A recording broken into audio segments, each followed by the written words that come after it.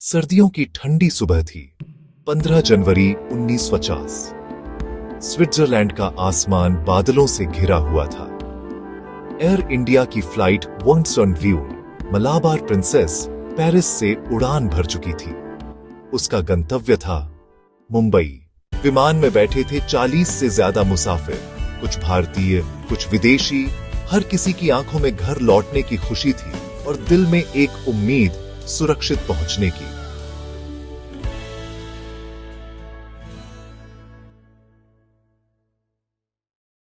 जैसे जैसे विमान मॉन्ट ब्लांक की बर्फीली चोटियों के ऊपर बढ़ रहा था, धरती पर बर्फ की सफेद चादर बिछी थी और ऊपर था बस बादलों का सागर। लेकिन कुछ ही पलों में सब कुछ बदल गया। मौसम ने करवट ली। तेज हवाएं, घना कोहरा और फिर अचानक गायब होता रडार सिग्नल।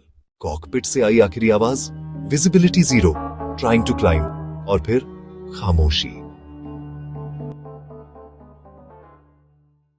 2 दिन बाद खोज दल पहुंचा मॉन्ट ब्लांक की ऊंचाई पर। वहां बर्फ में दबा पड़ा था एयर इंडिया का विमान मलाबार प्रिंसेस, पूरी तरह तबाह। बर्फ पर बिखरे थे यात्रियों के सामान, कुछ अधूरे खत जो कभी भारत के प्रधानमंत्री जवाहरलाल नेहरू तक पहुंचने वाले थे।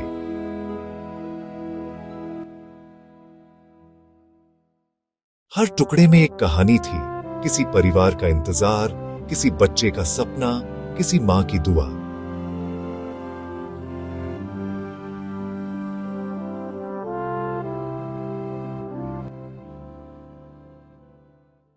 वो जगह इतनी शांत थी जैसे आसमान खुद रो रहा हो।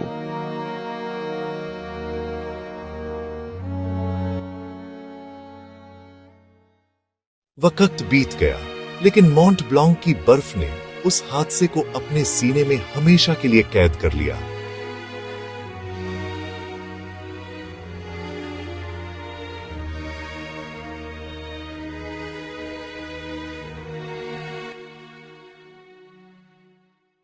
कहा जाता है, जब सूरज की किरणें वहां की बर्फ पर पड़ती हैं, तो वो मलबा अब भी हल्की सी चमक देता है, जैसे मलाबार प्रिंसेस अब भी कहीं आसमान में उड़ रही हो, उन अधूरी यात्राओं को पूरा करने जो 1950 की उस ठंडी सुबह अधूरी रह गईं।